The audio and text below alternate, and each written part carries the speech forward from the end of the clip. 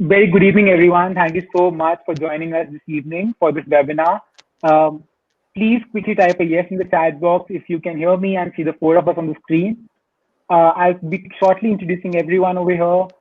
So a quick yes in the chat box will be great to reassure that I'm audible and the four of us are visible. Okay, great. People are pouring in huge numbers. That's excellent to see. Great. Thank you so much, all of you. That's reassuring. Great. So I'm audible and everyone is visible. That's excellent. Great. We'll just be beginning shortly. We're just waiting for a few of you to join in as well. Great. Today, either ways, I have a great panel here with me today, and we'll be talking about a very interesting topic.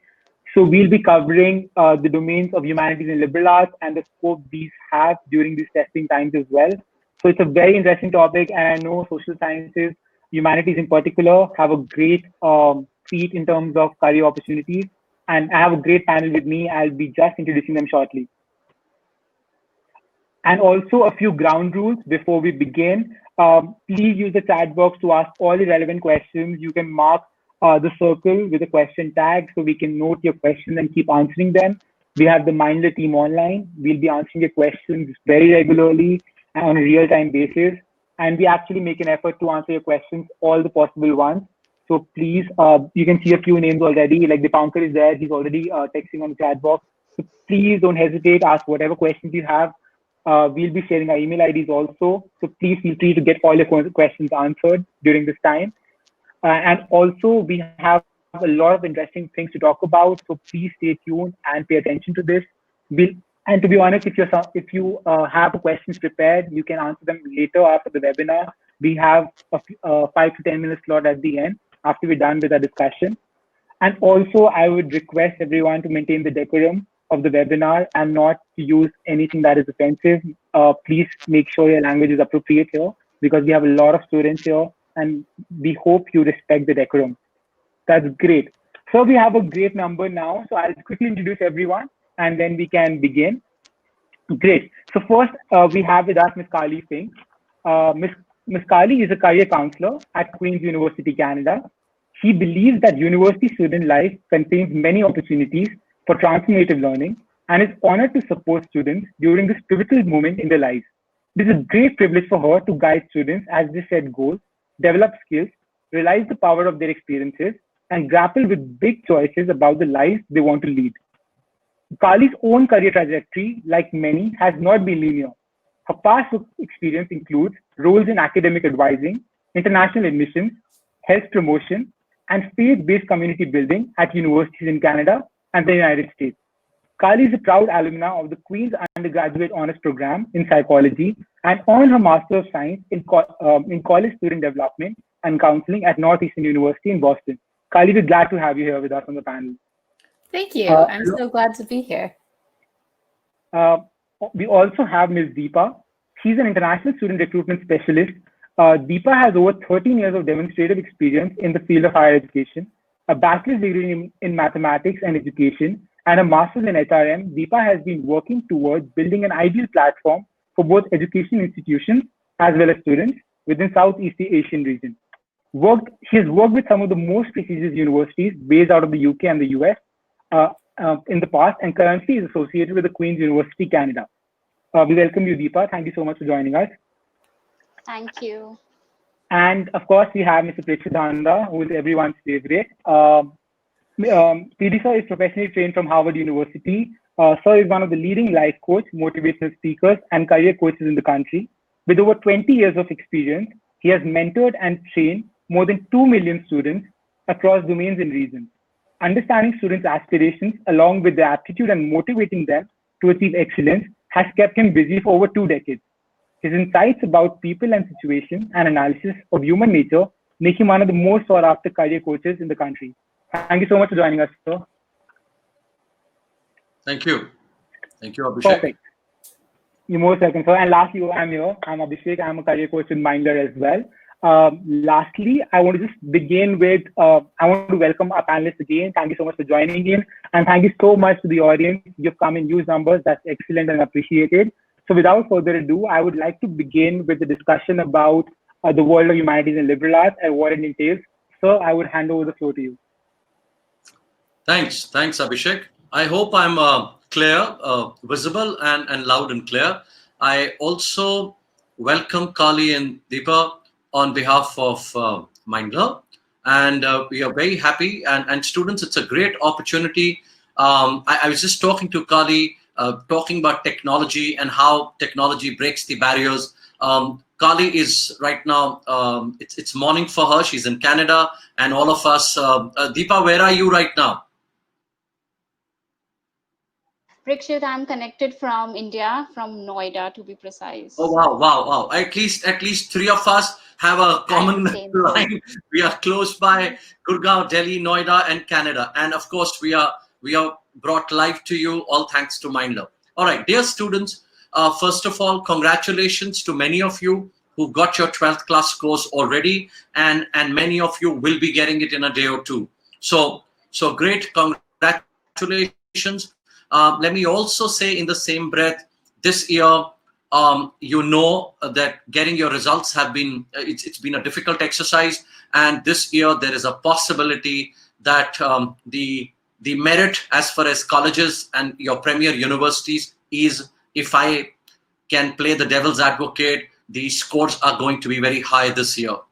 Because every school that I'm talking to, and I'm getting to know people getting 97, 98, 99, 99.5, 99.6. That's the norm of the day. Anyway, we'll get to see. Dear students, the topic is humanities and liberal arts. Now, when we talk about humanities, okay, humanities has forever been a poor cousin, when it comes to science and commerce. Why? I'm not going to give you a complete historical context here, but please understand, when it comes to there are a lot of reasons as to why humanities has been a poor cousin. One, because of the social status given to the lawyers and the chartered accountants and the defense personnel and engineers and doctors. And second is because not only the social status, it's just that immediately you finish your professional qualification and the next thing is you get a job. All right. And with humanities, the whole thing used to be, the intelligent students don't look at humanities. Okay. And the brainy students, they look at science. Now, these are all myths. All right. Or maybe they worked in the 60s, 70s, and 80s. But today, humanities has come out of these shadows. Okay. And we are doing phenomenally well as far as humanities is concerned. Number one. The other thing is, when it comes to, a lot of people say, oh my God, getting through science is difficult. Cracking these difficult exams like NEET and JEE is difficult. My comeback is, how about studying economics, sociology, psychology, geography, history, political science, IR at the best colleges in India? Is it a cakewalk? Is it a walk in the garden? No. So how much do you need to get? For example, a very favorite college, St. Stephen's and so on, or Presidency or Loyola, or, whatever. Let's talk about Delhi University for a minute. Do you get through to these colleges? 99% is bare minimum, all right, that you need to go to these colleges. And next is, what are the careers? Next is, are there applicable careers? Do universities, do the employers go and pick up these students? Absolutely. So for example, let me McKinsey, Nomura, Boston Consulting Group, BCG, A.T. Kearney, Deloitte, Accenture, PwC, or think of think tanks, think of FMCG companies, think of consulting companies. Do they go to these campuses and pick up? Absolutely. They will pick up maths, economics, statistics, history, sociology. They would pick up these students. And excuse me, while I'm just talking about it, the domains are endless. Endless. If I were to do just about a discussion on careers with these subjects, trust you and me, I would need about half a day. I would need about 8 to 10 hours and I'll still not be able to do justice to the options that humanities present. My favorite example, which I love giving, is if I'm a student with physics, chemistry, maths, computer science, and English on one side, and I've got maths, economics, English, maybe sociology, political science, history, geography, whatever combination, any 5 subjects. this person on my right will have twice or thrice the number of career options that a science student will have. Now, that doesn't mean you should not go to science and move. Everyone has to move towards humanities. All I'm saying is, you love science, you go ahead. You love commerce, business, finance, go and study that. But don't shy away from humanities because of certain reasons. Like, oh my God, I don't know what I'm going to do. You have classical career options. Like, just to give you an idea, let's talk about social science. Okay, political science, international relations, social work, development studies, anthropology, archaeology, PPE, gender studies, sociology, language studies, theology, history, literature, philosophy, linguistics, economics, world history, social history, cultural history, modern history, development studies, gender studies. I mean, you can go on and on. And the moment you break history, there'll be 30 components. You break psychology, there'll be 100 components. And then each one of them, right from clinical psychology to organizational to positive psychology to careers to so on. It is a maze. And I'm using the word, it's a maze.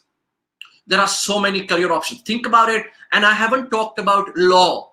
I haven't talked about law with humanities. I haven't talked about hospitality. I haven't talked about design. And design also, my dear friends, is not just fashion design, communication, product, anything and everything is still open to humanities students. Jewelry, footwear, you could go into any domain. Interior design. Then archaeology we talked about. How about so many other career options? The entire media and communication, right from PR to content to literature to journalism to media and journalism also, print, visual, and now, and you know, so what I'm trying to say is so many career options with humanities. Number one. So if I have proved the case, if I've said, do we have good careers in history? Arohi, I love that question. So here I'm trying to tell you that the world is your playground and you come back and ask me, I love that question. Do we have good careers? That's all I'm trying to say. So what are the reasons why we don't know?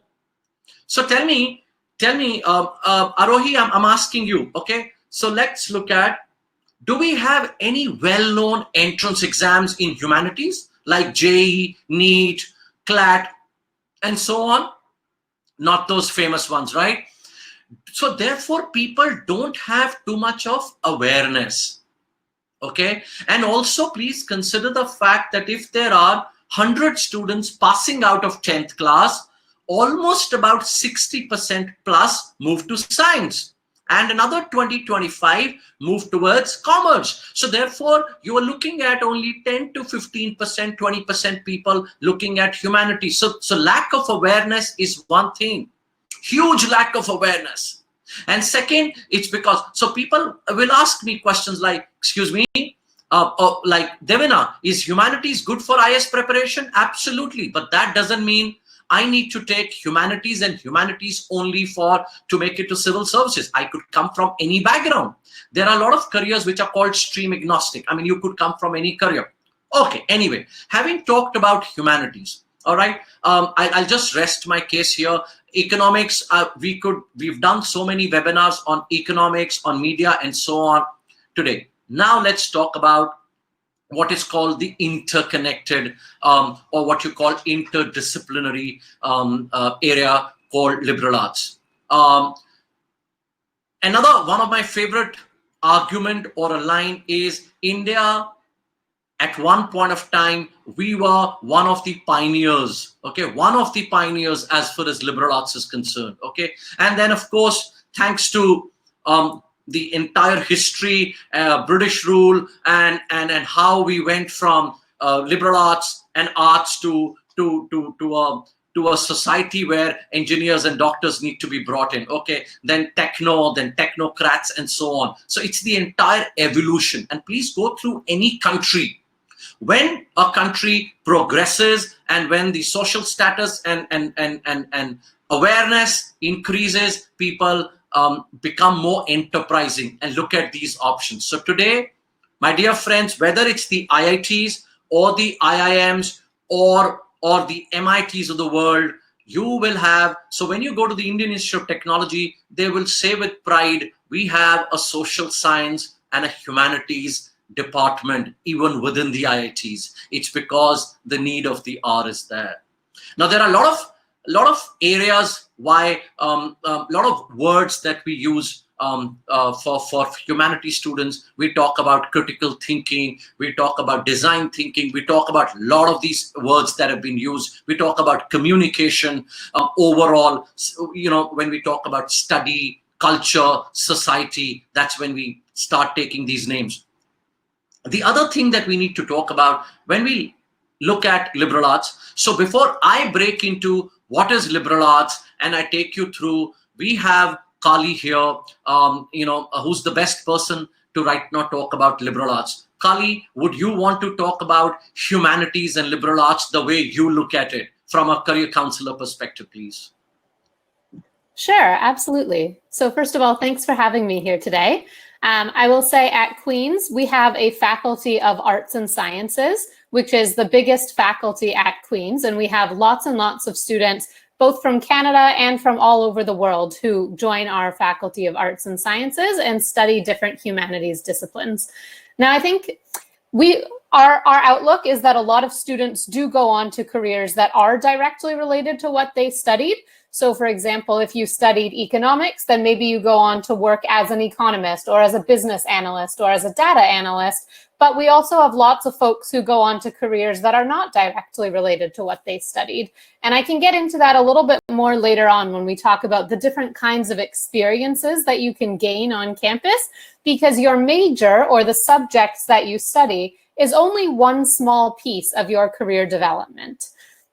I know there was a question that we had talked about before as well about how COVID will impact careers in the humanities. And if we can get into that a little bit, I'll share that I think COVID has been a bit like an X-ray for our society, and it has sort of revealed things that we don't always like to see, or revealed things that we know might be there, but we don't always like to talk about. And I think there are a few of those things that have particular relevance to careers, and I'll get into those in a minute.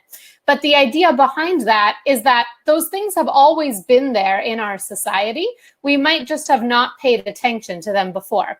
So a big one is that the world is obviously unpredictable. I'm sure a year ago, none of us would have imagined being here now. Maybe even 6 months ago, I think a lot of us could not have anticipated the situation that we would be in today with COVID. So that goes to show you that as much as you can plan and as much as it's easy to say, oh, I'm going to major in this and then I'm going to have a career in that and then this is what my life is going to look like, sometimes the world has other plans for us and sometimes things don't go exactly as you can plan. Another one is that a lot of work can be done remotely. So I know in Canada in particular, there were a lot of jobs, including mine, always said, you come into an office. You need to be here on the university campus to do your job. And there's no way that you could ever work from home or work from anywhere else besides this office. And I think COVID has disrupted a lot of that and forced people to see that indeed there will have to be other ways to get the work done. And different industries have adapted to that in different ways. So that has led us to the idea that there's a big possibility for figuring things out, that different industries have really had to adapt. For example, the fine arts like drama and theater can no longer hold their plays and their concerts because you can't have that many people in a large space. So what have they done? Artists have started producing content digitally, and they've started filming their rehearsals or producing different types of media that people can consume remotely. And they've found ways to continue producing their craft and to continue engaging with the world and developing content and soliciting new audiences because they've had to adapt. And so people aren't always thinking that things will go in this direction, but when you are forced to be creative, then you find new solutions.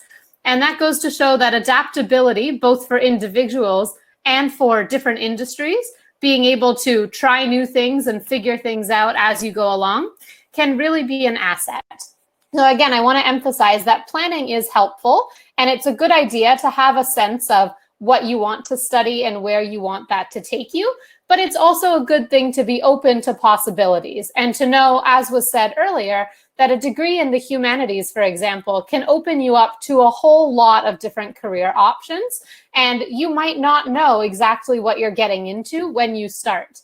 And you might find that taking one particular class or participating in a certain club on campus or having a certain volunteer or professional opportunity really opens you up to see something new that you want to do. And then you can pursue that direction from there.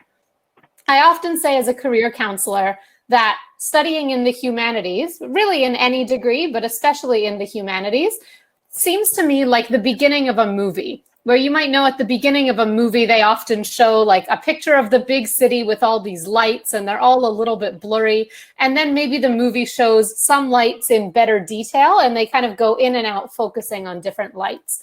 And I think as a university student, what a lot of people do is that when they start, they see all these lights in a very blurry way, all of these different jobs or all of these different pathways. But the more that you focus on something specific, the clearer those lights become. And so you start to zoom in and get that clarity. But also, as you look at a specific subject, you start to see more detail within that. So for example, I studied psychology. When I started in my first year, I didn't really know that much about psychology. But by the time I got into my second and my third year, I learned all about like 10 different kinds of psychology. And I knew that if I wanted to study more going to graduate school or going into certain professions, I would need to focus on some of those details. So the more that you start down one road, the more the options become clearer as you go along. And COVID, as an example, is one thing that seems really prominent right now because, of course, it's impacting all of our lives in such a big way. But it's important to remember, too, that the world has had lots of really major events, both pandemics and other big global events like wars and big global change, and how countries are formed and how countries change over time and how industries adapt to that. So again, COVID is really big because it's happening right now, and it's easy to feel like we don't know exactly how it will end and when it will end and what the world will look like afterwards. But it is important to remember that the world has come through a lot of traumatic events in the past, and liberal arts being such an old discipline and humanities being like one of the longest things that you could have studied throughout history, has continued to endure and continue to survive. And so I think the world will continue to adapt in those ways, and the humanities and liberal arts disciplines will remain very relevant, but we can't tell exactly what that will look like yet, other than to say they have survived everything before, and so they will continue to survive everything that comes. And as student services professionals in a university, we will also adapt to that and help you figure out what you can be doing during your degree to get to where you want to go afterwards.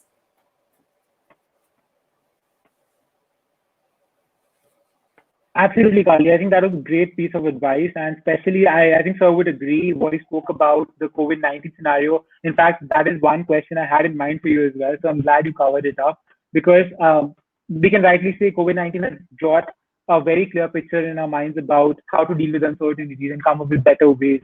As we can say, this is the new normal, or seems like it. That is how, like Sir brought it up earlier as well. So what do you have to say about that? I just, before I answer that, I just wanted to pick up one question here. A lot of students, you are asking about if I were to look at a postgrad in law or postgrad in economics or something, but I'm not sure. And how would liberal arts look right now? Please understand there are, again, a lot of myths associated with liberal arts also. Okay. So for example, a lot of students, I wouldn't say a lot, but many students have asked this question, that liberal arts is for someone who's not clear about his or her education, goals. Liberal arts is where you could do n number of things and get lost and don't know where you're going. So why don't you park yourself in a liberal arts program? No, it's not like that. Okay. Now let's kind of, for example, understand. Okay. So one thing is, I'm not sure. Do I take psychology, sociology, economics, or whatever? So why don't I do one thing? I go to a liberal arts program and I pick up all these subjects, major, minor, concentration, foundation. I do something, and then I keep picking up these, maybe photography, maybe this thing on the side, and finally I graduate and I am as lost as I was. No, that's not how it works. All right. Trust me, students, that's not how it works. Then the next is, okay, hold on. I've got a history major. I've got an eco minor. All right. Or I've got these tons of other electives that are picked up. All right. Now I'm a graduate. Where do I go? You will also go in the same manner to employment. You will also have similar employment opportunities that Delhi University, Mumbai, Pune, Bangalore, all these universities, top grads, so similar companies would come to pick you. So for example, if media companies, broadcasting, sports companies, consulting companies, banking, finance, all these companies will also go to these liberal arts colleges and programs and pick up these students. So it's nothing like liberal arts, there is a special employment opportunity for them. No, it's similar. The only thing is, because you've kind of studied these subjects in detail, your minor, major combinations, you have more clarity about your super specializations, your masters, your PhD, or where do you want to go. And also, please understand, this is also a result of the Indian lack of career guidance in our schools. So even if you see graduates coming out of, after the graduation and still not knowing where to go. So there is a huge, lacuna as far as career guidance is concerned. That's why people go through these, what should I say?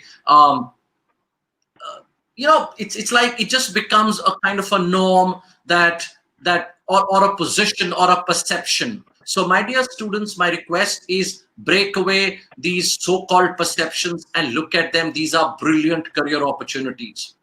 All right. And especially at the undergrad, this gives you huge amount of flexibility. Okay. Like, for example, I want to study only economics, but hold on. Just like for an example, you want to study, you say, I'm not very good in chemistry.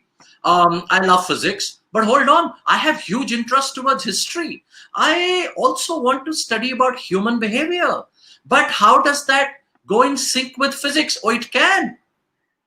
That's the power these programs give you. I want to study about classical dance, Western classical music and theater, but hold on. I want to be an entrepreneur and make a career in finance. That's the beauty of liberal arts. Okay, very, very strong position here. And I'm so happy that India is adopting and adapting. Of course, it's a new format. It's just taken us maybe another 10 years. Or going forward 10, 15 years, we are going to be there.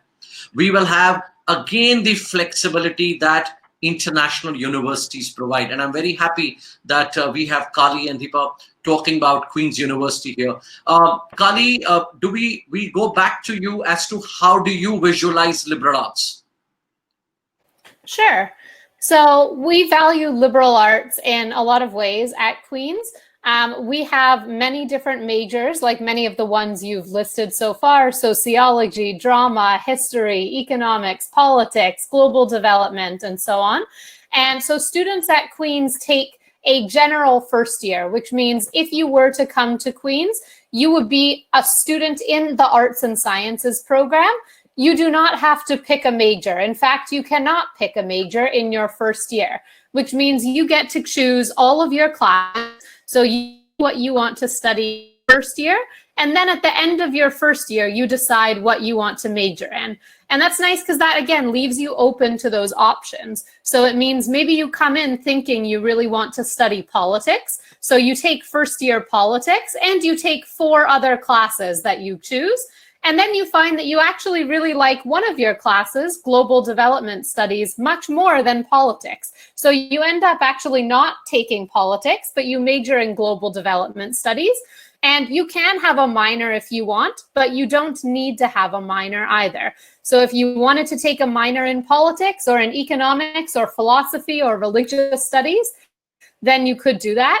But if you don't want to have a minor, then you also have more space to be taking electives, which are other courses of your choosing. So you could take creative writing or English language or psychology or anything else of your choosing. And that again leaves you open to a lot of career options. And some people will find that throughout their degree, they build these sort of specialties for themselves. So if you are someone who knows, for example, that you want to pursue law, then you could take on volunteer opportunities and get summer jobs and take classes that sort of lead you in that direction. Because you can't major in law at the undergraduate level in Canada. Law comes after your bachelor's degree in Canada. So you would do certain things to sort of set you up to go to law school and be successful in that path.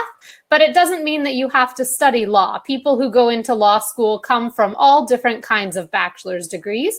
And the same can be said about lots of other careers. Like you want to go in to be a data analyst? Great. Take some quantitative courses in your undergrad, but it doesn't necessarily matter whether you major in math or major in economics, as long as you have certain key skills that come out of that.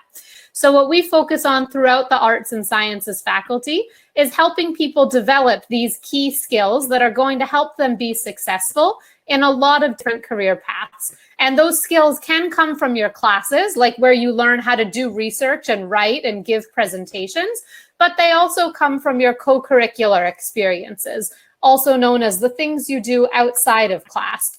So let's say you volunteer on a club, and in that student club, you do all of their marketing and promotions, and you get the word out about events. Well, that helps you prepare for maybe a career in marketing or communications or media, because you're gaining all of those skills.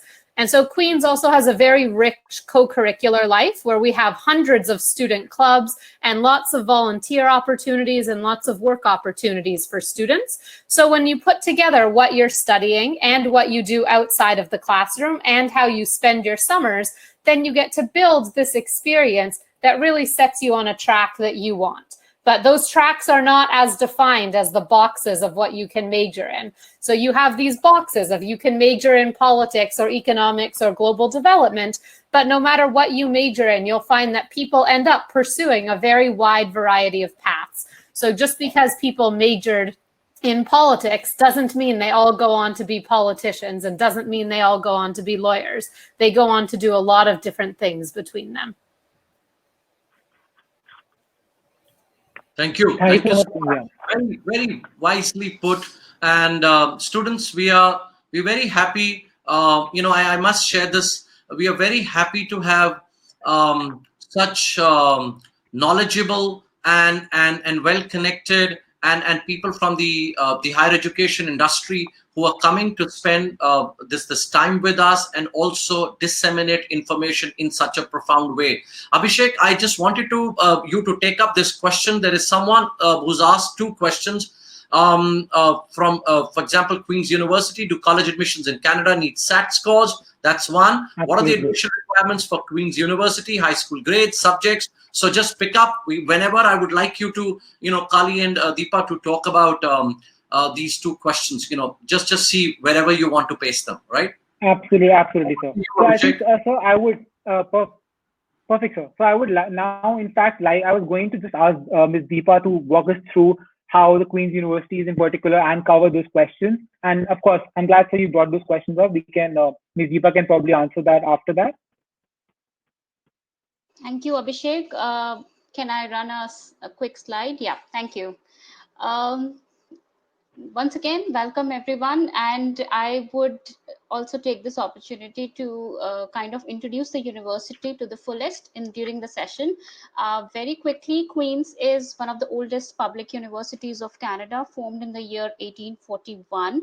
We have quite a history to share with you in the sense that we are a mid-sized university of 25,000 plus students currently. We have these students coming from wide variety of backgrounds and geographies. About 13% now of our undergrad population comes from about 108 countries, which makes our community really diverse. We also are consistently ranked among the top 10 because we in India are also constantly talking about the rankings and the league tables. I would also like to highlight that Queen's has been very consistent in its ranking and reputation in Canada. As I said, it's been rated between 5 to 10, top 5 to 10 universities constantly. We also have a world ranking in the top 200 universities of the world. We have a great community of our alumni. We have a widespread network of our alumni in 154 countries, which makes kind of truly a global community. I would also like to highlight the fact that we are kind of in literal sense halfway to everywhere when it comes to our location. Canada is a vast country. It's the second biggest country in the world, and it's divided into provinces. When we talk about our location, we are in the most populous and popular province of Canada, which is Ontario. And we are located in the city of Kingston. If you can see the red dot on the screen, that's where we are as a city. We are midway, like really in midway between Toronto and Ottawa, which is like the capital of the province on one side and the federal capital of the country on the other side. We are kind of midway between these two major centers. Montreal, places like Montreal is again very approachable, very accessible, about 3 hours drivable distance.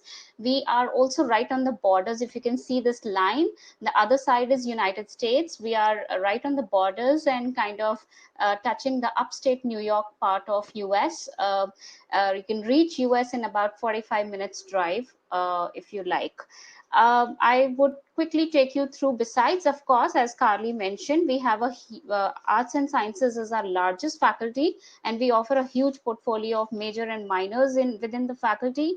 But we also kind of specialize in other areas, which includes computing. Computing for us falls under Faculty of Arts and Sciences, but operates quite independently as a department and has a lot of interdisciplinary courses in conjunction with our Faculty of Engineering and Applied Sciences. We also have kinesiology under our health sciences. We have concurrent education as a separate faculty. As I said, we have a Faculty of Engineering and Applied Sciences offering 10 different branches of engineering. We have a School of Business, very, very popular. It's called Smith School of Business, offering one comprehensive degree at the undergrad level. It's called Commerce. Besides this, we have courses in nursing and health sciences as well. Now, I would like to quickly take you through some statistics. I would also like to take and introduce you the concept of retention rate in the university domain. Retention rate in North America is how many students are progressing from first year to second year, and that's kind of a matter of a great importance to a university, because in North America, in US and Canada, you're allowed to transfer your credits from one institution to another very, very easily. Like, it's a cakewalk. We have not seen that in India so far, but West countries, you are allowed to transfer your credits, change your universities to be precise, very easily if you meet the transfer criteria. So Queen's has been one of the very, very strong university with the very highest retention rate in the country, about 94%, which means our students don't like to leave us. And we see our students complete their full undergrad degree with us, most likely, and not leaving us after first year or second year. We also have among us the highest graduation rate in the country, which means we are kind of very, very strong in making sure that students are very significantly performing in their during their university degree and graduating within stipulated 4 years.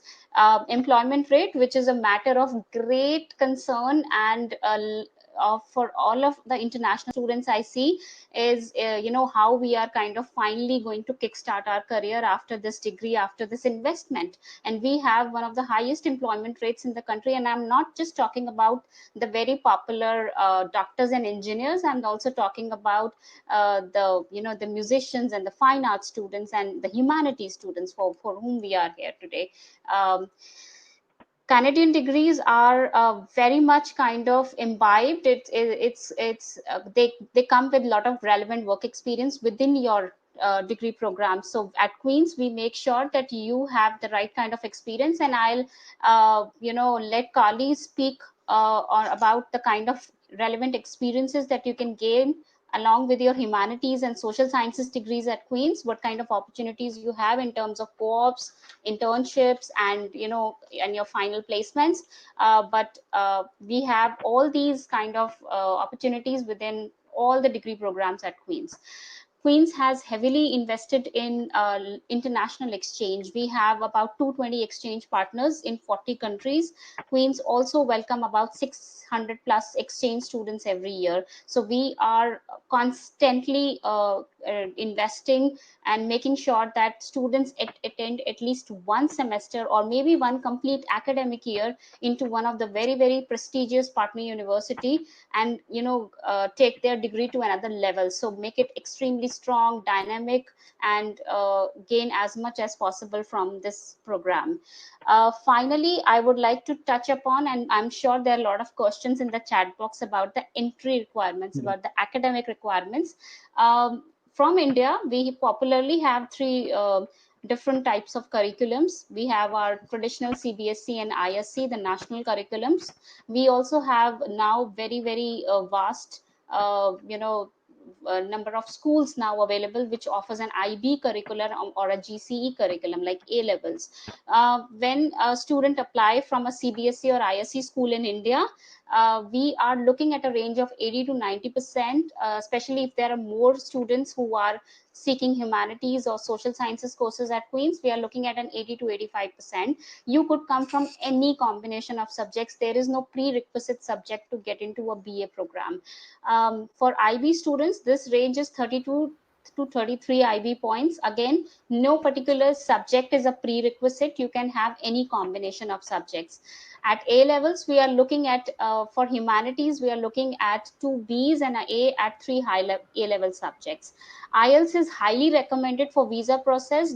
As admissions, I report to the Office of Admissions, and I can safely say that we are happy to waive off your English language test requirement if you have studied from a reputed, a strong CBSE or an international school. We would be most likely not asking you to take this exam, but this is highly recommended for visa process. And finally, I'm sure you all are interested in knowing about our scholarships, our offerings to the most bright students. We have something very unique and special for the Indian students. It's called Principal Excellence Scholarship. It's of value 20,000 Canadian dollars. It's spread over 2 years of your undergrad degree. We make this scholarship only to the Indian students who apply as a citizen of India. And this is going to be automatically deducted from your tuition fees if you apply, if you're selected for this particular scholarship. Very high academic achievements are the only criteria to get that scholarship. We are not looking at extracurriculars.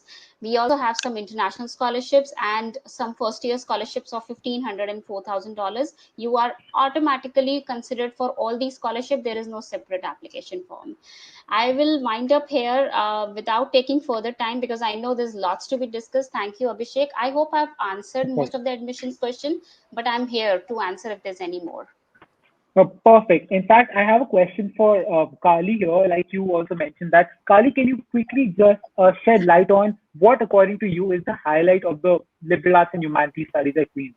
What for you is the highlight? Sure, absolutely.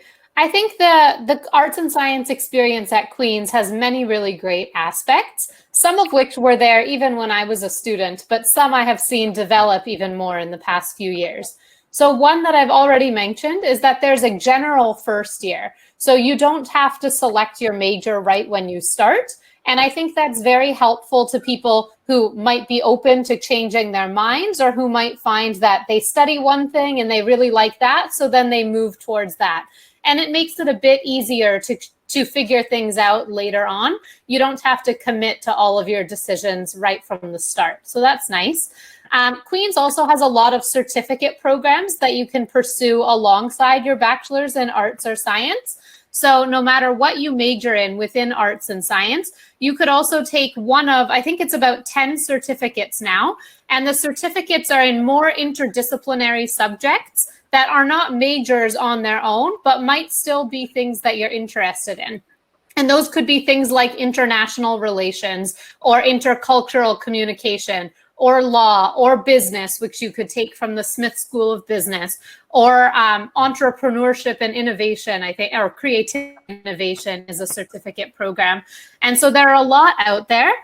If you want to take a look at the full list, it is on the Queen's University Arts and Sciences website. So I would encourage you to check that out.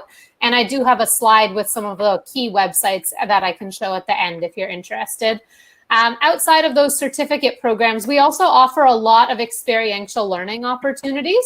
And what I mean when I say experiential learning is these experiences outside of classes that you can participate in that will help you learn more about the world, about what it is you're studying, to gain skills and to reflect on who you are and what kind of life you want to lead. And so we really have a lot of those programs, and they come in a lot of different forms. Some are embedded into certain classes. So for example, there are some classes that you can take that have what we call like a practical component or a professional component, where maybe you're taking a business class and then as a project, you have to consult for a business in the local community.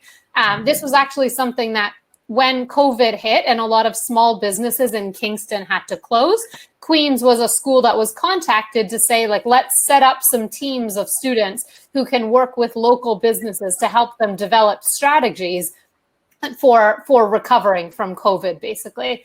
And so that was a way in which these Queen students could gain real life experiences going out and helping these businesses. And there are a lot of opportunities like that throughout the degrees. Some of them are within the Kingston community, and some of them are international. For example, we have a global development studies course that goes to Cuba, usually.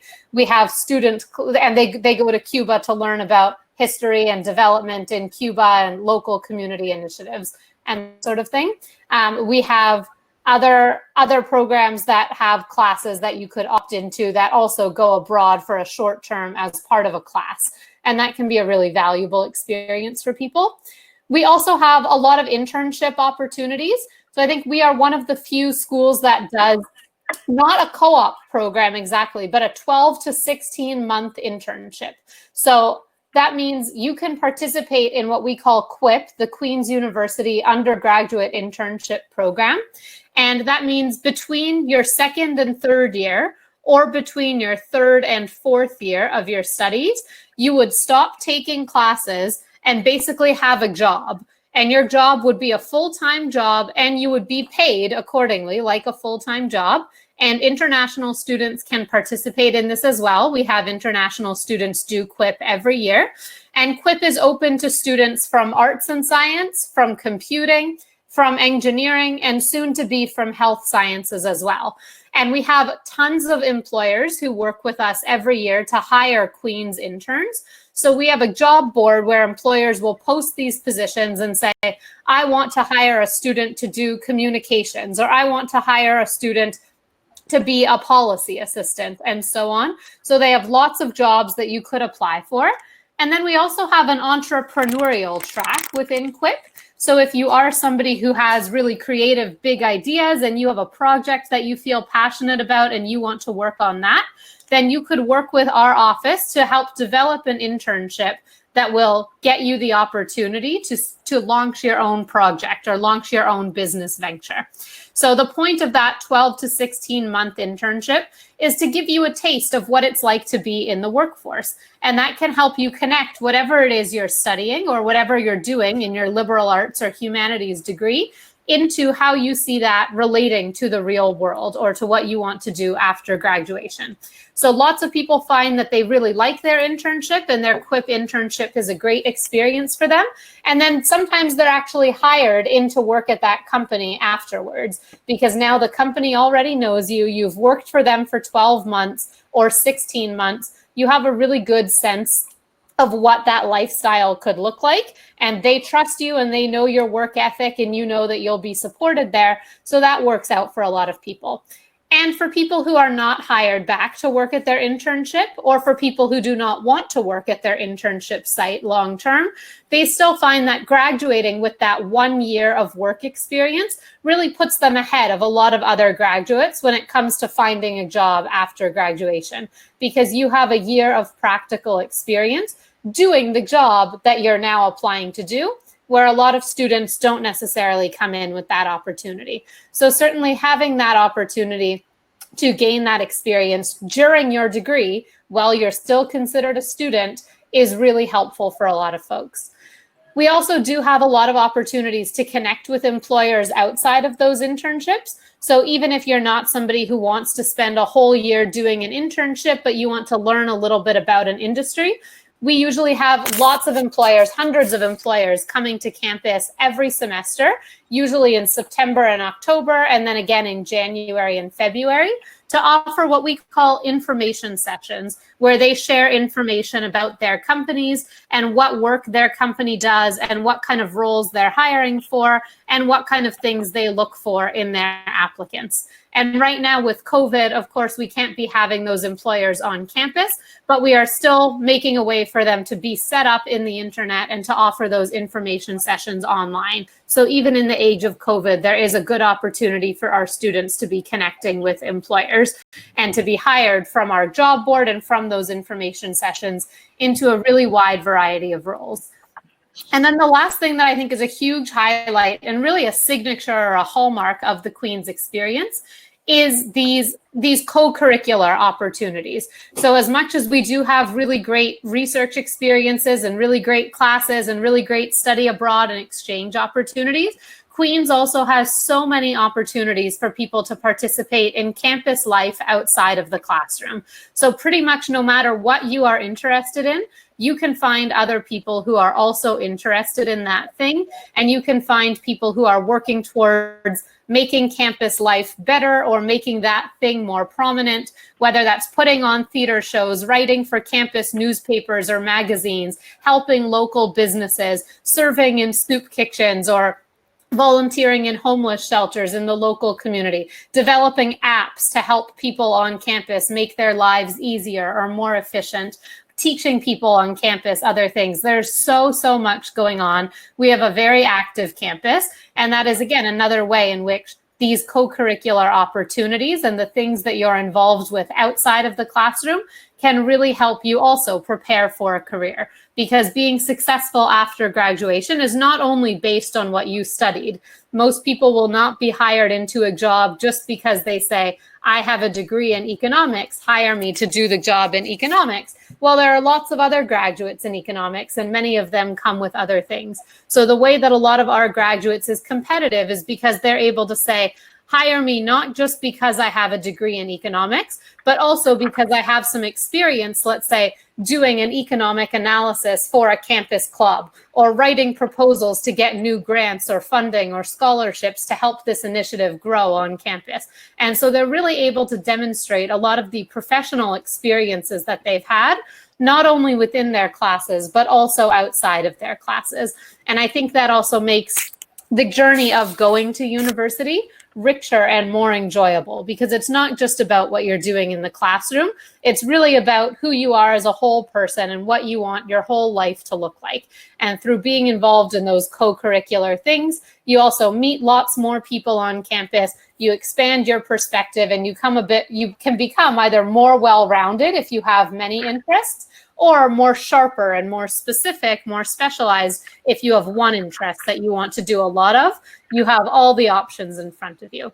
So that's what I see as being the real highlights of a Queen's degree. You have the flexibility in your first year classes, those certificates, which are not MOOCs. I saw a question about that in the chat. I haven't read it in full, but our certificates are not MOOCs. They're other like high quality on-campus courses. We have a really rich co-curricular life. We have exchange and study abroad, and we have lots of internships and experiential learning opportunities. Perfect. Thank you so much, Kali. Yes, sir.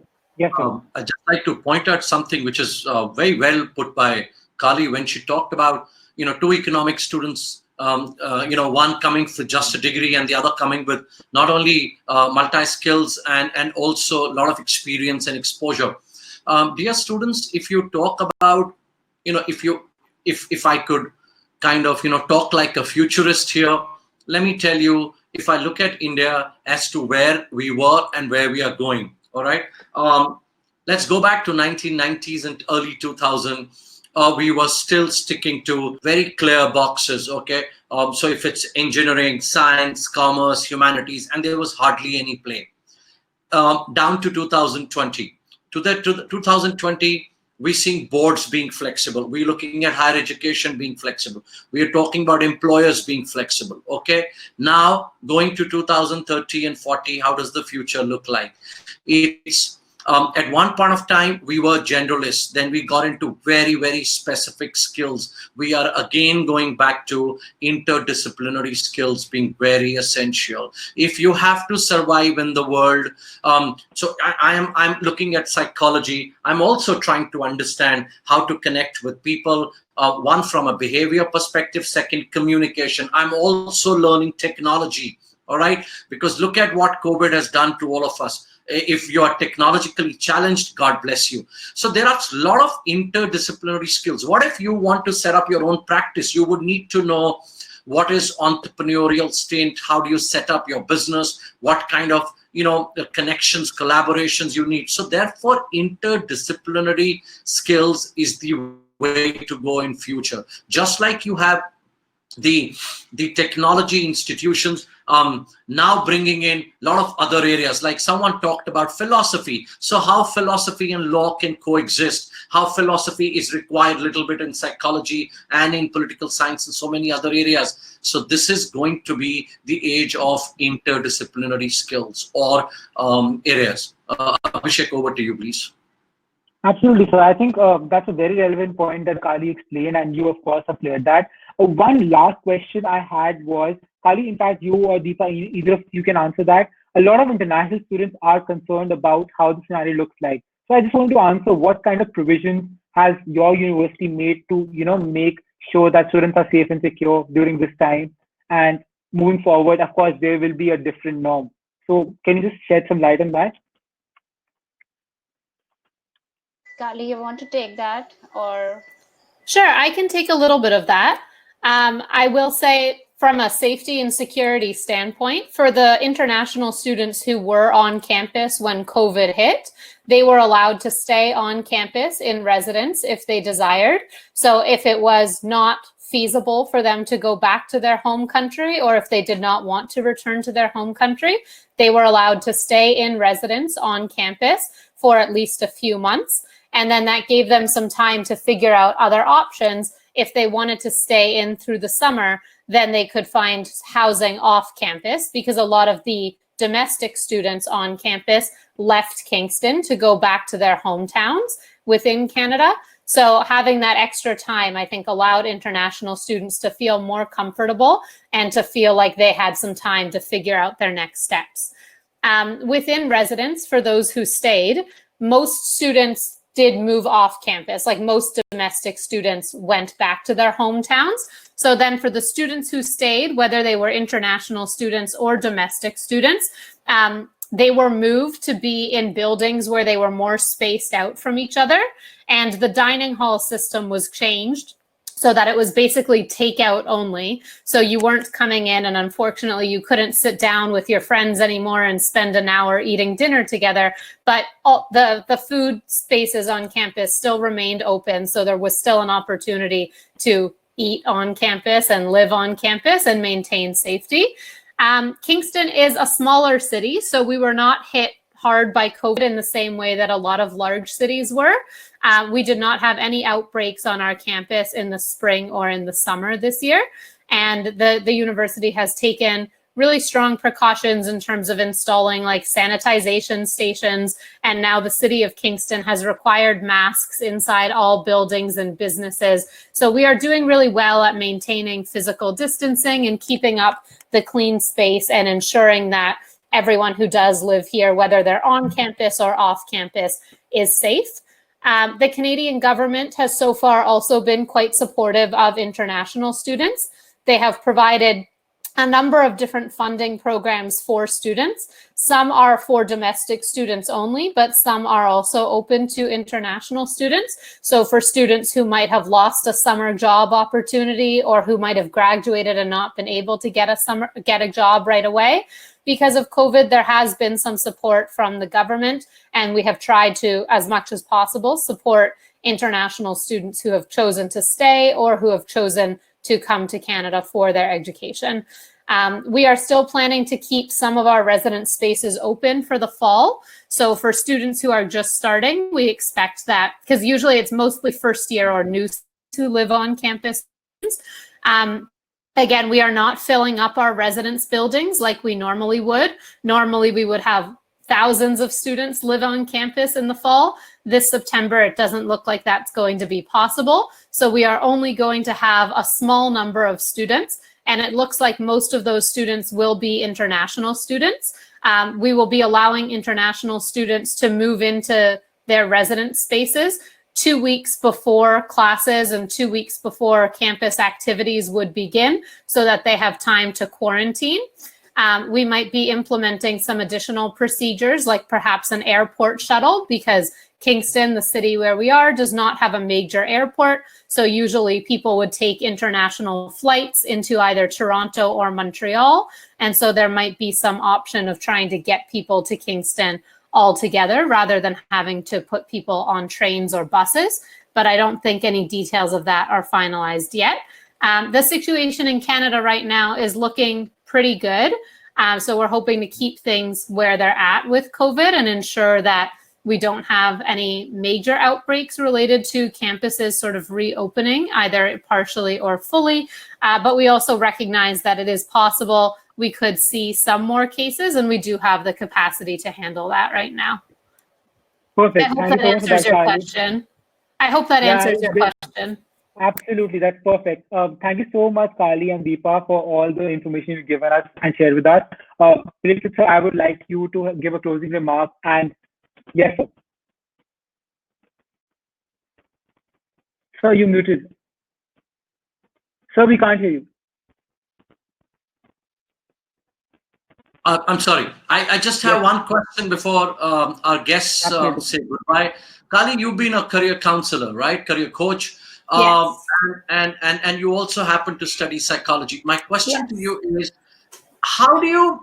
what would be your tips for someone who's still not decided to choose humanities as subjects? I mean, who's not taken up humanities as subject.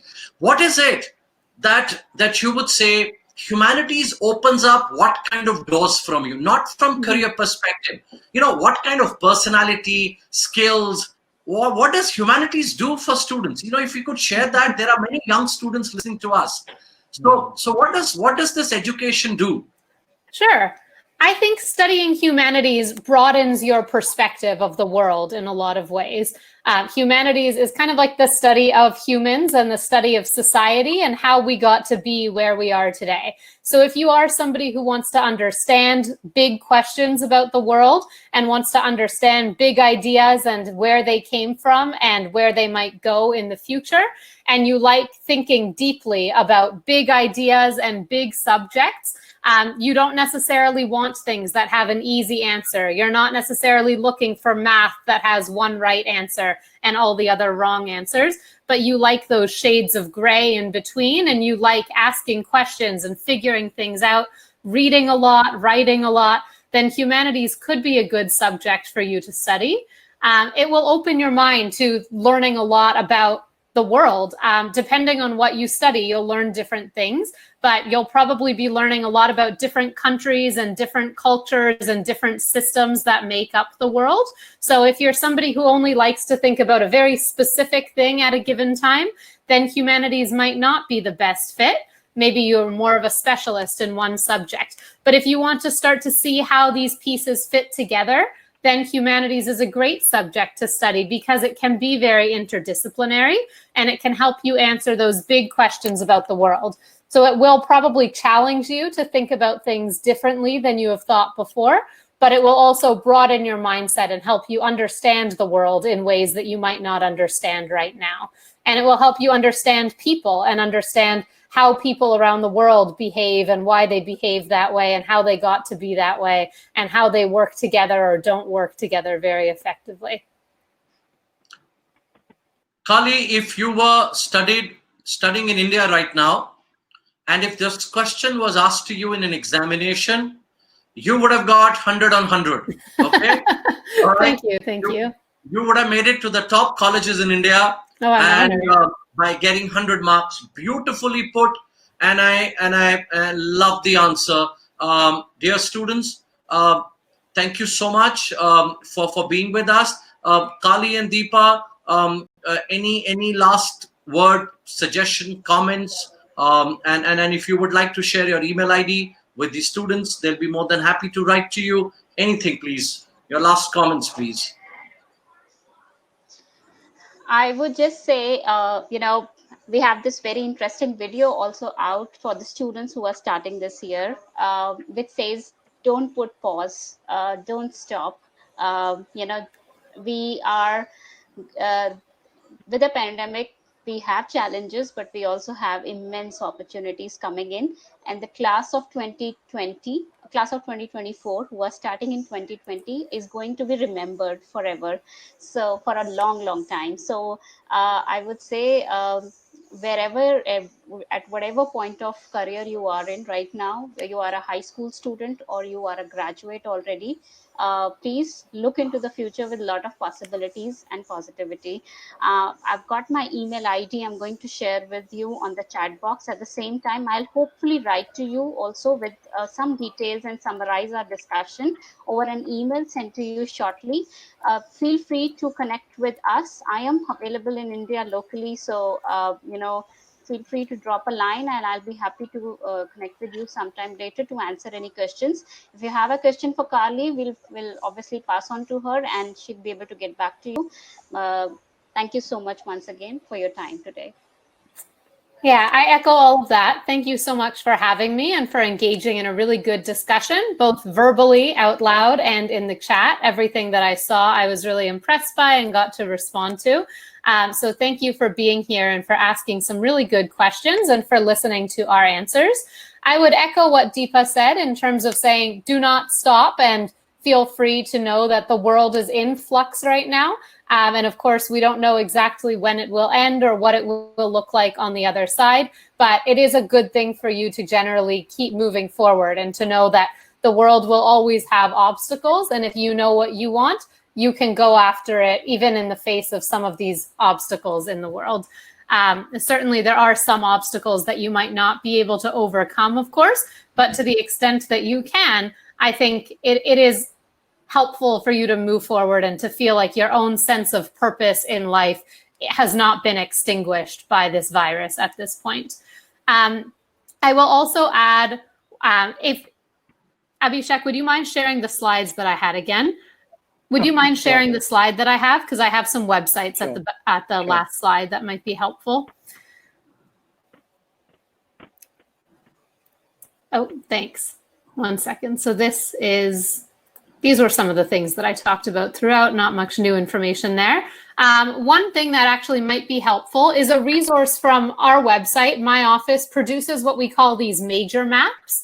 And these are a tool where we lay out every single major at Queen's, both in arts and science and in the other fields like commerce and engineering. And we show you a breakdown of all the different things you can do during that degree program to help prepare you for careers in that field. So if you are somebody who was concerned about, like, what can I do with a degree in psychology or sociology or English or history, it might be a good idea to go on our website and download these major maps for the majors that interest you. And you can start to see within each of these boxes some of the opportunities that are available. So down the left-hand side, you have these different categories of experience, like gaining professional experience, thinking globally, getting the courses you need. And then at the top, you have the different years of your degree, like 1, 2, 3, 4. And within each box, it shows some of the opportunities that you could gain during that degree. And then in the box on the right-hand side, it shows you what kind of skills you'll learn and what kinds of jobs graduates tend to end up in. And again, that list of where graduates tend to go is not an exhaustive list. There are always more than that, but it's a good starting point. And so here are some of the websites that I would encourage you to check out if you are interested in coming to Queen's. Of course, we have that admissions website at the top. And then Career Services, which is the office that I work for, has our general website here. And then if you're specifically interested in those major maps, the thing that I just shared, then that second website is for you. If you'd like to find out more about exchange and study abroad, these next two websites could be for you. If you're interested in more about QUIP, that's that 12 to 16 month internship, that could be for you. And then if you're interested in arts and science as courses and you want to know what majors and minors and certificates we offer, I would encourage you to go to the Queen's Arts and Science website, and then for information about campus life to that last website. Thank you again for having me here today, and I hope you enjoyed this conversation. It was really nice to get to know all of you. Thank you, Kali. Thank you so much. Deepa. And I'd like to, before I give it to Abhishek, I'd like to thank all the students and career counselors or parents, whoever has been here. And I just love what Deepa and Kali talked about, that even if there are difficult times, you need to keep moving forward. So you could just lie low, maybe duck for a while, but you need to see the evolution is you will, today you are young, but let me tell you, 15, 20 years later, you'll talk about, oh my God, this will be another brilliant story that you'll talk to your kids and to your grandchildren, going forward, that wow, we had that kind of a difficult, challenging environment, and you have no idea. And trust me, you and me, they'll be surprised that we went through this. But this is only the beginning. We don't know what kind of challenges are going to be in future. So my dear students, just one request: please keep your confidence intact. Just keep working. Look at your applications. Look at the colleges. We've got great opportunity. We've got Queens today. We keep bringing you brilliant universities and people from different domains. So keep talking to them. Look at your career plans. If you have a plan A, definitely have a plan B also. All the best. I'm going back to Kali. Yes, Kali. Yes, just one other thing that I wanted to share, that I think you touched on this and it reminded me. A lot of people, especially young people that I interact with, like high school students, prospective students, sometimes even first-year university students, are very concerned about what they can end up as. Like, they want to know, here's a box that I can fit into, and what do I need to do to get into that box? And sometimes there are a lot of boxes that interest people, and then they get concerned about which box they should fit into and how they can only fit into one box and not two. And I think it's very easy to get concerned about those boxes and what's at the other side, but it's a lot harder, but also a lot better in the long term if you start with yourself. And rather than focusing on all those boxes out there in the world, it's a good idea to get to know yourself really well. Get to know what kinds of things you like, what kinds of things you're good at, what kind of lifestyle you might want to lead in the future. And then based on what you want, when you start looking at those boxes, it's a bit easier to see, well, that box might be a good fit for me, or that box might not be such a good fit for me. But if you start looking at the boxes before you know who you really are, then you're going to change so much about yourself to fit into those boxes. And that's when people often end up in careers that they're not particularly satisfied with, because they've had to make too many changes to themselves to get into a certain job. But if you start with yourself, then you end up usually finding a career that is a good fit for you. And it's a lot harder to start by getting to know yourself. It can be uncomfortable and uncertain, but I really do encourage you to start there and get to know yourself really well before you make these big decisions. That's not only the career coach Kali, that's also the philosophical Kali. Thank you so much for sharing that. No, that's pearls of wisdom, and trust me, students, that comes with experience. Okay, thank you so much, Kali. Over to you, Abhishek. Thank you so much, sir, and thank you so much, Kali and Deepa. Once again, thank you, sir. A few things that I want to cover quickly is, I know students and parents, a lot of uncertainty. I know there's a lot that we're going through, and the results out, universities are looking at a very different perspective, both India and globally. And I know there's a lot that students are worried about, and more so the parents as well. So please don't worry. Like Siri has mentioned already, Mind is always here to help. But you please reach out to us. We'll be here in your journey throughout. Like Kriti has mentioned about, Kriti, we help students to get into universities around the world. We work with that as well. So if you have any doubts about any particular university in the world, you can reach out to us without any hesitation. We have put down an email address as well. I'm putting down the Mindler ID. So if there's any help, any doubt you have about your careers, be it liberal arts, humanities, or any particular thing, I'm emphasizing on that we're here to help. Even with the smallest of queries, the support will be available. But please don't. Yes, sir. Abhishek, Yes, one sir. thing I could add, I basically Absolutely. love the philosophical Kali there. So let me, because I'm just picking up the cue from there. And dear students, after 3 months, 4 months, 6 months, or 8 months, or 1 year, whenever life goes back to the previous normal, then the now normal, if someone asked you, what was the most amazing thing that you did during this period, and you say, I kind of did a lot of introspection, insight about myself. I spent a lot of time with myself, and I got to know myself in great detail. Trust me, that's years of experience that you've got within such a short time, right? Thank you so much. Stay safe. God bless all of you. Thank you. Thank you so much. Bye-bye.